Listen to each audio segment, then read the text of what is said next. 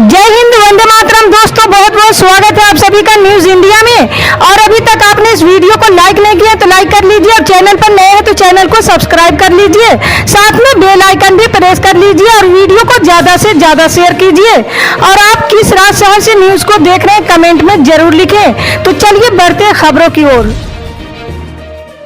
जी हाँ, आपको बता दें कि कहते हैं राजनीतिक झूठ का खेल है, जब तक आप सच को नहीं पहचानेंगे झूठों के हाथ में खेलते रहेंगे। जहां तक राजनीतिक पार्टियों का सवाल है वह आरतियों की तरह है। जैसे आरती ढोते ढोते एक कंधा थक जाता है तो हम कंधा बदल लेते हैं, लेकिन इससे आरती का भार कम नहीं हो जाता, वो उतना ही रहता है। कंधा बदलने से बस थके हुए कंधे को आराम मिल जाता और बिना थका कंधा आसानी से उस आरती के भार को सहन कर लेते हैं। यही होता, हम सत्ता बदलकर समझते हैं कि भार हल्का हो गया, लेकिन ऐसा होता नहीं है। राजनीति की झूठ या सच को पहचाने बिना कपटी नेताओं से निजात नामुमकिन है। खैर बात झारखंड की, वहां मुख्यमंत्री हेमंत सोरेन को चुनाव आयोग ने अयोग्य ठहरा दिया है। निर्णय राज्यपाल को लेना, हफ्ता बीत चुका, विपक्षी दबाकर बैठे हैं। शायद किसी मौके की तलाश में हो कि कब सोरेन गुट कमजोर पड़े और कब पत्ते खुले। इसी डर की वजह से महागठबंधन यानी झारखंड मुक्ति मोर्चा के 30, कांग्रेस के 16 और राजद का एक विधायक यहाँ वहाँ घूम रहे हैं। घूम क्या रहे हैं, उन्हें घुमाया जा रहा है।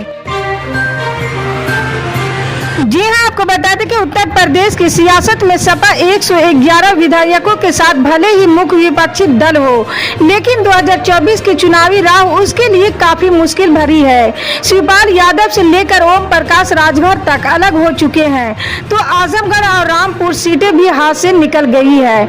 इस बात को बाखूबी समझते हुए सपा प्रमुख अखिलेश यादव ने 2024 के लोकसभा चुनाव के लिए अपने चाल और अंदाज ही नहीं बल्कि अपने मोहरे और दाव भी बदल दिए हैं। बीजेपी के फॉर्मूले से बीजेपी को मात देने की कवायद में अखिलेश यादव इन दिनों जुट गए हैं। 2024 के लोकसभा चुनाव के लिए भले ही करीब 20 महीनों का वक्त है, लेकिन सपा ने अपनी तैयारी शुरू कर दी है और अखिलेश यादव मिशन मोड में आ चुके हैं।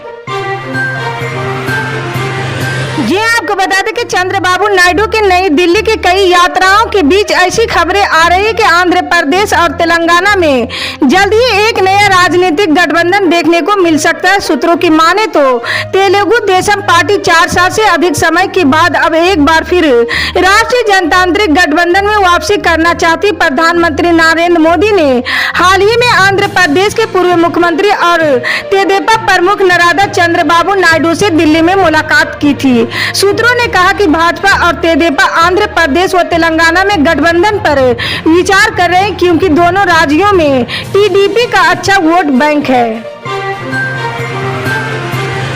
जी हाँ, आपको बता दें कि बेंगलुरु के ईदगाह मैदान में गणेश उत्सव मनाने को लेकर काफी बहस चली, लेकिन सुप्रीम कोर्ट ने निर्देश दिया कि यथास्थिति बनाए रखे, यानी यहाँ पर गणेश उत्सव नहीं मनाया जाएगा। इससे उन तमाम लोगों में नाराजगी थी जो लगातार ईदगाह मैदान पर गणेश चतुर्थी का उत्सव मनाने की मांग कर रहे थे, लेकिन कुछ ही घंटे बाद कर्नाटक हाई कोर्ट के फैसले ने ये नाराजगी दूर कर दी है। कोर्ट ने बेंगलुरु के ईदगाह मैदान की जगह दूसरे शहर हुबली के ईदगाह मैदान पर गणेश उत्सव मनाने की इजाजत दे दी है। हुबली के ईदगाह मैदान में गणेश उत्सव को मिली मंजूरी को तमाम हिंदू संगठनों ने अपनी जीत करार दिया। वहीं वक्फ बोर्ड ने ईदगाह मैदान में गणेश उत्सव मनाने पर नाराजगी जाहिर की है। इसे लेकर पिछले कुछ दिनों से हुबली में तनावपूर्ण माहौल था, लेकिन हाई कोर्ट की तरफ से हरी झंडी मिलने के बाद अब गणेश उत्सव की तैयारियां शुरू हो चुकी है। जी हाँ, आपको बता दें कि राष्ट्रीय राजधानी दिल्ली सरकार द्वारा लाई गई नई आबकारी नीति विवादों के घेरे में है। एक और जहां आम आदमी पार्टी इसके सबसे बेस्ट पॉलिसी बता रही है, तो वहीं बीजेपी इसमें घोटाले का आरोप लगा रही है। इस बीच डिप्टी सीएम मनीष सिसोदिया ने दावा कर दिया कि बीजेपी की ओर से उन्हें पार्टी में शामिल होने का मैसेज आया। आम आदमी लगातार आरोप लगा रहे कि बीजेपी राज्यों में सरकारें गिराने की कोशिश कर रही है। इसी मुद्दे पर बुधवार को आम आदमी प्रवक्ता आतिशी ने कहा है कि आज दोपहर 3 बजे विधायकों का एक प्रतिनिधि मंडल सीबीआई दफ्तर जाएगा और एक देशव्यापी जांच की मांग करेगा कि कैसे 6300 करोड़ रुपए बीजेपी ने देश भर में अलग अलग राज्यों की सरकारों को गिराने में खर्च किया है। जी हाँ, आपको बता दें कि श्री गंगानगर जिले के धरसाना मंडी के बार संघ के पूर्व अध्यक्ष advocate Vijay Singh झोड़र suicide case में आखिरकार सर्व समाज और प्रशासन के बीच हुई वार्ता में मंगलवार देर शाम को सहमति बन गई है। श्री गंगानगर जिला कलेक्टर रुक्मणी रिया और पुलिस अध्यक्ष आनंद शर्मा ने सर्व समाज बार संघ तथा वहां मौजूद विधायकों से एडवोकेट विजय सिंह झोड़र आत्महत्या केस में 7 दोषी पुलिस कर्मियों को निलंबित करने के साथ साथ मृतक के परिवार को 30 लाख रुपए की आर्थिक सहायता देने का फैसला किया। उसके बाद सर्व समाज ने जिला प्रशासन के प्रस्ताव पर सहमति जता दी और धरना उठा लिया है।